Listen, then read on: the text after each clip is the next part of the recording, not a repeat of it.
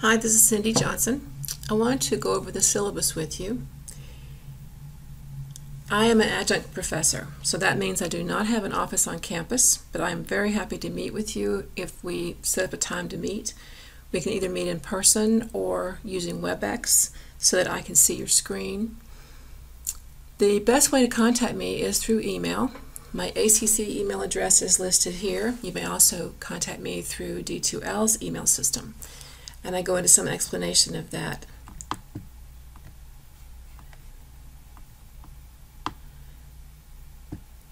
Important dates are listed, our start and end dates for the semester. You can withdraw from coding class with the refund. September 6th is your deadline. And if you do not withdraw by September 6th and choose to withdraw later in the semester, the deadline for doing so is November 14th.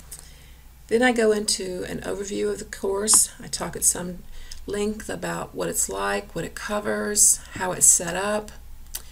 I make a point here to tell you a grade of 0 will be given if there's no attempt to assign a code. Sometimes a student will submit a blank document in order to get the answer key to be released, and then they would paste from the answer key into a document and call that graded. That is not graded, that is cheating. So you would get a 0 for that effort. So please make every attempt to show that you have attempted to find a code. I've spent a lot of time in this course revising it from how it used to be taught. Now we use a lot of podcasts where I go through exactly how a code is found. And then I also have you cite guidelines and instructional notes, things that helped you arrive at your answer. And you'll understand that more as you get into your coding exercises. I then go into the competencies that are covered in this course and the goals for the course. AHIMA, as you know, is our professional organization, and KHIM is the accrediting body that accredits programs. And according to KHIM and AHIMA, these are the competencies that we must be teaching in our coding classes, and I just go through those. We're required to put these in our syllabus and explain what we're doing, so that tells you what that is. The topical outline goes through the different body systems and what we'll be covering. Your required textbook and codebook are here. You notice I did order the one with answers, the textbook with answers, because I want you to be able to check yourself as you work through those exercises. And in my podcast, I also go through many of the exercises in the coding handbook, as well as exercises that are not in the coding handbook, because I want you to be able to apply the guidelines as much as possible. And the last thing is the official guidelines 2017. You can download 2 PDFs in the content page week 2, and I'll go into some explanation of that. It is optional for you to have a medical dictionary or an A&P book, but I think it would be very helpful. You can also use Google Images to see different body parts and body systems, and many YouTube videos talk about various disease processes and procedures. We will not be covering procedures in this class, but I think sometimes it's helpful when you're looking at a procedure to look at the anatomy, at the different codes that might be assigned as far as a diagnosis. I talk here about internet access. If you're this far into the HIT program, I'm sure you're very familiar with online courses and internet access, but things are outlined here for you. I will reach out to you through ACC assigned email addresses. That's the official means of communication. If you email me through the Outlook system, ACC's email system, I will answer you there. If you email me through D2L, I will answer you in D2L. Those two systems, email systems, do not talk to one another, so you have to expect an answer in the system where you sent your email. If you have not already done so, you should activate your ACC email account, and this goes through how to do that.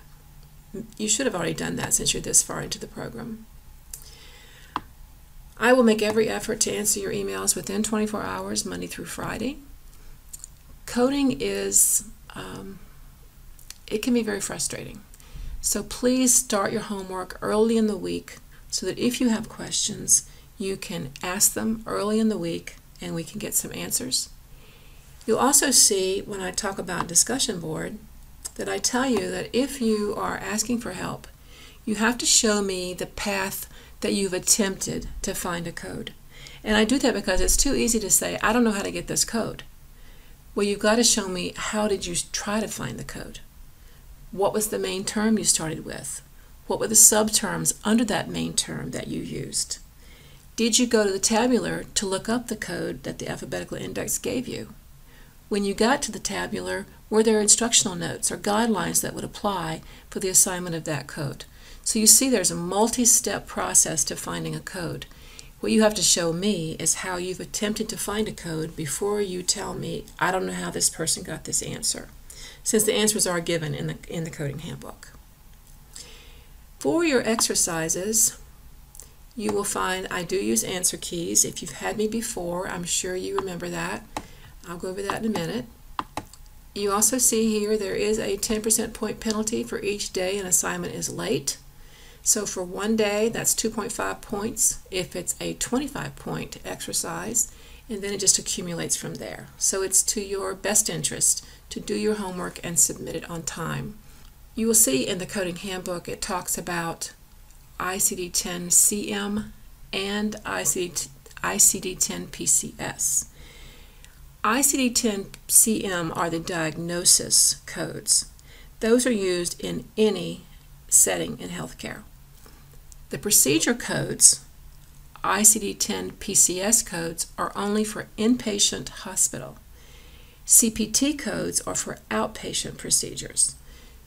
You'll go into that more as you move through the course, but I just want to make sure you understand that this course, HIT220-221, is only diagnosis coding, ICD-10-CM, so you will skip over any questions that ask for procedure codes. The information that you are taught in this course prepares you for the National RHIT exam. You would have to keep going and study more in order to pass the CCS, which is a National Coding Credential. And if that's something you're interested in, I strongly encourage you to do that. This is just a course that gives you the foundation to know if you like coding and to kind of go off on your own, knowing how you want to proceed with this field. Coding is a specialty. You'll hear me talk a lot about coding guidelines. That is so important in any course, whether it's this one, PCS coding, or CPT coding. Guidelines are like the rules of the road. You have to follow them in order to know that we are all assigning codes the same way. The exercises that I have built in this course require you to cite not only the code that you have assigned, but any coding guidelines or instructional notes that you referenced. And when you start looking at the answer key, you'll see what I mean. Let's talk a little bit about the answer key. You see here, there will be a main term, which in this example is malformation, right here. Subterm aorta, subterm patent ductus arteriosus. And that gives you your code there, Q25.0. Your answer keys will then, based upon these indentations, will look like this, where the indentations are indicated by a dash or a comma, more commonly a comma. If we're looking at patent ductus arteriosus, this is the diagnosis that I would have given you, malformation of aorta, in parentheses, patent ductus arteriosus. The code, the correct code that would be assigned, and then when I talk about the pathway, this is the pathway. Malformation, your main term, aorta, your next subterm, patent ductus arteriosus, your final subterm, with a code of Q25.0. If this had used a specific guideline, that would be quoted as well. So if we go down a little bit, here's an answer key showing you a diagnosis that would need to have a guideline cited. The scenario is screening for HIV infection at the request of an asymptomatic patient with no prior diagnosis of HIV infection. He just wants to determine his HIV status. And then I have the guideline quoted right here, 1C1A2H, and that guideline is for encounters for testing for HIV, telling you if a patient is being seen to determine his or her HIV status, you're going to use code Z11.4. and use any additional codes for any associated high-risk behaviors. All we've been given in this particular diagnosis is the screening. So screening would be our main term, subterm disease, the next subterm, the human immunodeficiency virus or HIV infection, final code Z11.4. Once you have found this in your alphabetical index, you're then going to go to the tabular under the Z codes, which is chapter 20, and find this code and see if when you read it, it does exactly match what you're trying to code here. There are times when you are sent to the tabular with a code from the index that I call it getting you in the neighborhood. It's not exactly right, but when you read the codes above and below it, you may find a code that best suits what you're trying to describe. Also, you'll see in your reading that the first 3 characters are called your category code. In this example, Z11 is your category code. You always want to go to the top of your category to be sure there's no instructional notes or excludes 1 or excludes 2 notes that you need to be paying attention to. In this example up here, Q25 would be your category code. A category code is not complete in itself. You have to have all the characters that are needed for a code to be complete. Then I go into how you submit with an answer key. If you've had me in classes before, I'm sure you remember this. You will attempt to do your exercise showing me the paths you've attempted to find a code. You will then submit that as your ungraded document. Be sure you identify which exercise it is. Once you've submitted your ungraded document, this releases an answer key in D2L, which you will find under the content page for that week. So go to the content page, open up the answer key, grade your work. Don't simply grade it as right or wrong. I want you to actually retype or copy and paste the exact path you should have used and the guidelines. I do that because the redundancy of doing things over and over helps us remember them. So I'm hoping by providing you these answers you get immediate feedback as well as the opportunity to improve your own retention of concepts by repeating what you're doing. If there are no corrections, please type no corrections in a red font so I will know that. The key to be successful in this class is just simply doing the work. I do not punish a student for wrong answers. If you do the work showing me that you have attempted to find the codes, then you've graded your work. By submitting the ungraded and the graded documents, you get the full point value of that exercise. You're not punished, no deductions for wrong codes, but you have to show me an effort that you've attempted to find that code. Occasionally there will be something without an answer key, but I will grade those and give you any feedback if that applies in this class. There are exams. They are posted in the assignment schedule for their availability. If you miss an exam, you may take it for 1/2 the original point value, but only up to 1 week late. As in all courses, coding is cumulative, a cumulative way of acquiring information. So you want to stay on top of everything. Take your exams on time and in the order in which they've been given to make a lot more sense. There is a syllabus quiz that you would take after listening to this podcast and reading through your syllabus. You'll see here in my grading scale, the quizzes count for 47% of your total points, the exercises for 53%. I weight the exercises very heavily because I believe it's in the exercises that you're actually learning to code. So that's why this is set up this way. The total points for the semester is 570, and what I'm giving you here is when you calculate your points at the end of the semester, if you have a cumulative point values between 524 and 570, you're going to get an A. And there you see here in the table how that is. I very rarely offer extra credit. I don't think you need extra credit if you do the work. I spend a lot of time building content, building exercises, and writing exams that I think students can use to be successful. I very seldom give you opportunities for extra credit. I go into learner expectations to be sure you understand this is a 5-credit class. So a minimum of 15 to 20 hours per week is required to complete all the reading and the exercises. That's a lot. I realize that.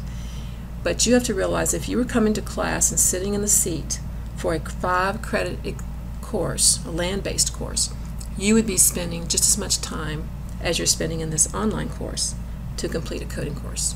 I give you a link here on the HIMA website that talks more about coding credentials if this is something that you're very interested in. I talk about class announcements because occasionally things will come up that might change an answer. For example, you'll learn more about Coding Clinic. Coding Clinic is the publication from the AHA, American Hospital Association, that is like our Bible in the coding world that tells us how we're all going to code specific scenarios. So it's very possible that an answer key might be changed to reflect that information in the Coding Clinic, or I might have missed something. I make mistakes too. I try so carefully to not make them, but I do occasionally make them, and I want you to bring it to my attention when you think something is wrong. When you tell me that something is wrong, I want you to tell me how you know. Where did you get your information?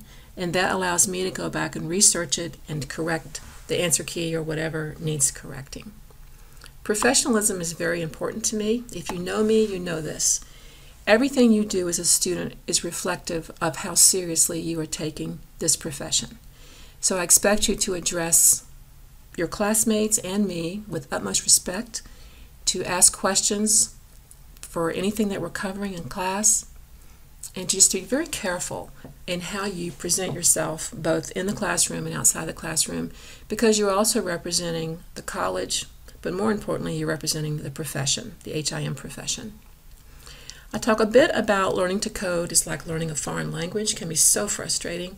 So please do not allow that frustration to build. As soon as you think you are not able to figure this out, let's schedule some time together.